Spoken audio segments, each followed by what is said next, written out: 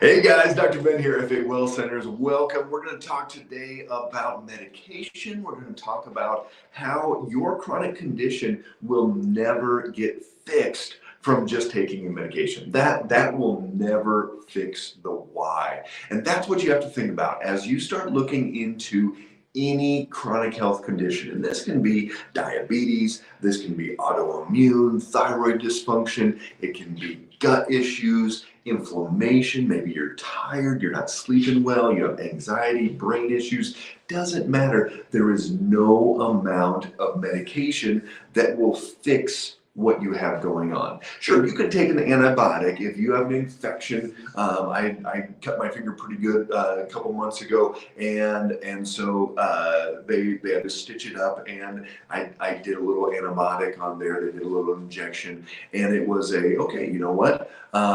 You've got this potential infection. Take this antibiotic, and now it's going to stop that infection. Okay, so there you go. That is when it can be helpful, but that's not a chronic condition. That is a short-term, you need to do this to survive type of thing. But here's the deal. There are long-term chronic conditions that are being treated every single day with medication.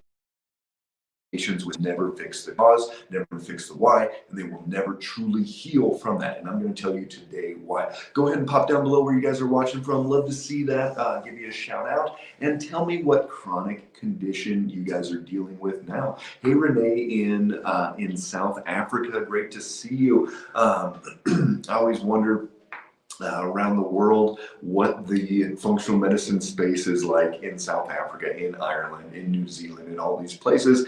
Are you able to get care like we do here in the United States?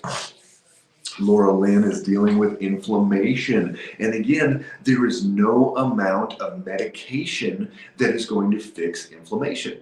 It can suppress it. It can, remember those COX-2 inhibitors that they took off the market because they were killing people were having heart attacks, all these things. You can block inflammation, but there are consequences because when you take a medication, it's inhibiting an enzyme or blocking a receptor, and there's downstream effects from taking this medication. And so it doesn't matter what you're taking. If you're taking Hashimoto's, give me a thumbs up, give me a heart. Are you dealing with any thyroid issues or even Hashimoto's?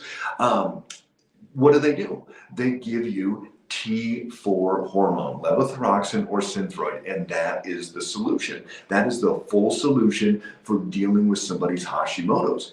Even though we know, hey, Donna's got Hashimoto's there, and what are they giving you? They're giving you levothyroxine, maybe Synthroid.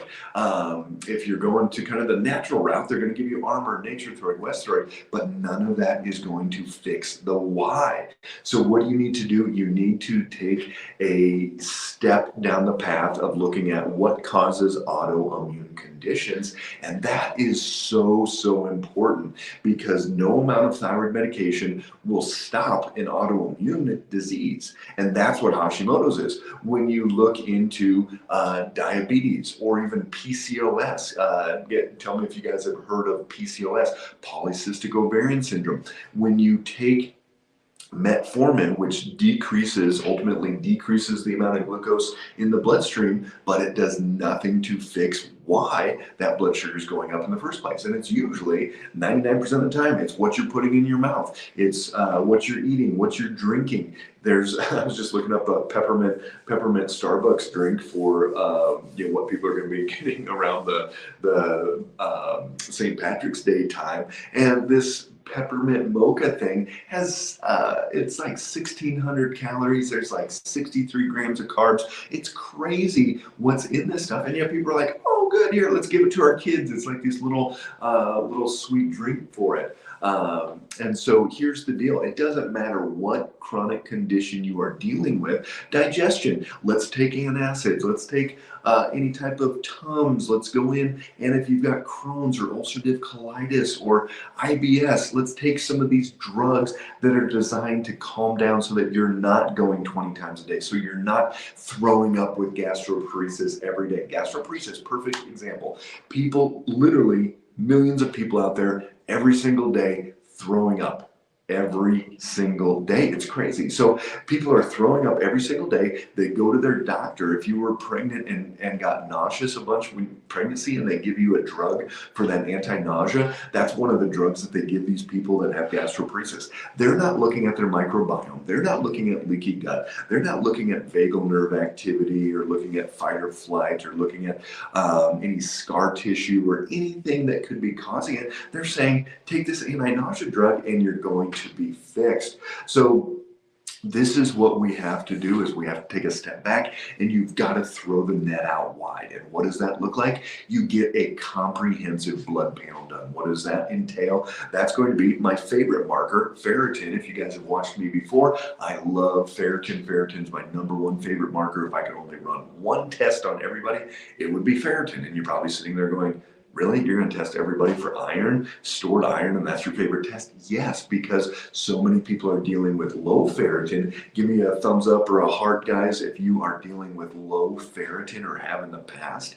And that low ferritin is going to be a huge part of this process because we're looking at malabsorption, leaky gut, intestinal permeability, so many ways that the body is actually not absorbing or possibly even losing blood through that digestive tract. #2 is going to be the other side. High ferritin is going to be more about inflammation, fatty liver, C-reactive protein, insulin resistance, metabolic syndrome, triglycerides high, C-reactive protein high, all of these other things. If we see ferritin high, 90+% of the time that ferritin is high, all these other markers are high, and it's coming from this inflammatory process. So ferritin is crucial. You need to run all of your hormones, testosterone, progesterone, estrogens. You need to run your adrenal hormones, cortisol and DHEA, your thyroid hormones, all of them, T3 and T4, total and free, and your thyroid antibodies as well. Donna, your ferritin was 72. That's great. Laura Lynn, what's the best way to start our days with inflammation? Drinks, breakfast.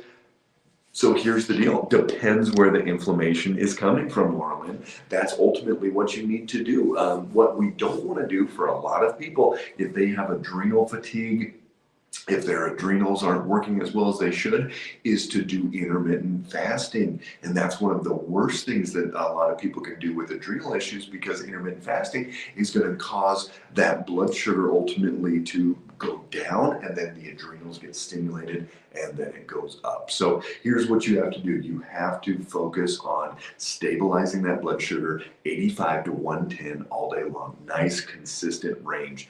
And you'll know, patients of ours, they start using a continuous glucose monitor, and it is this whole process of, oh my gosh, I'm not 85 to 110. Well, you're keeping it 100 to 125 and within 25-point range all the time. So that's what we want. We want that blood sugar consistency. The swings are going to be what's causing it. Major issues there.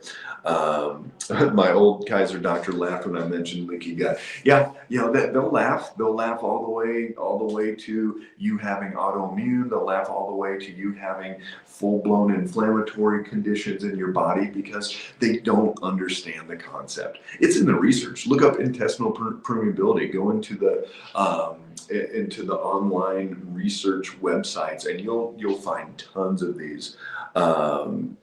Vagus nerve is so important. No doctor has ever considered this with my gut problem. Absolutely. One of the #1 things, nobody likes to talk about it, but a coffee retention enema is actually the best way to stimulate your vagus nerve and get that going. If you can get a hold of a PEMF, pulsed electromagnetic field generator, put that on your abdomen and stimulate that muscle contraction. It's huge.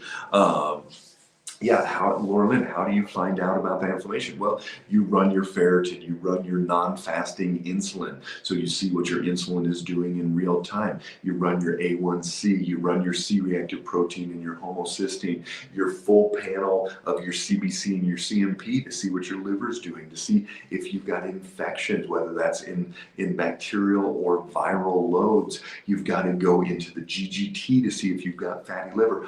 All of these different things. If you click the link down below, schedule a discovery call. We would love to talk to you about how you can get all this blood work done and you can truly see the miracles in your life. And that's what we do. We go through, here's the systems that are out of balance. Now let's move our feet. Let's change this. Let's change that, change that, change that. And over time, somebody gets their life back. And most people that we work with, within the first 30 days, we get to see miracles. We get to see miracles of, oh my gosh, my digestion's better, I'm down 10 pounds, my energy's better, I'm sleeping better, all of these different things. So here's the deal, guys. I encourage you to take massive action. I don't know ultimately what your life's going to look like. You may have had a chronic condition for 30 years and you may never be back to 100%, or you might just have gotten diagnosed with MS, like a 25-year-old that I talked to last week, just got diagnosed with MS on February 1st.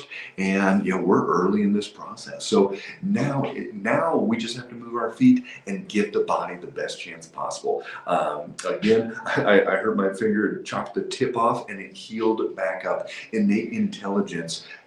We put it back on, sewed it back on, and it heals back up. The body is amazing. My mom healed from MS. She's going to be 80 years old in a couple of weeks, does Granny Boot Camp, takes my kids fishing. I'm sending the 13-year-old down for spring break. He's going to get to have an amazing 10 days because we know that her body is healed. She's able to go hiking and fishing and cook for him and do all these amazing things because the body can heal. Take out enough of the bad stuff, put in enough of the good stuff, and you get to see miracles all the time. So guys, just want you to know, take massive action. No amount of medication is going to change your chronic condition forever. It's not going to heal it. It's not going to fix it. All it will do will change the symptoms, maybe short term, and then long term may probably even cause other damage. So take massive action. If you need help, if you need support, schedule a discovery call. Let's get you fixed up. Take care, guys.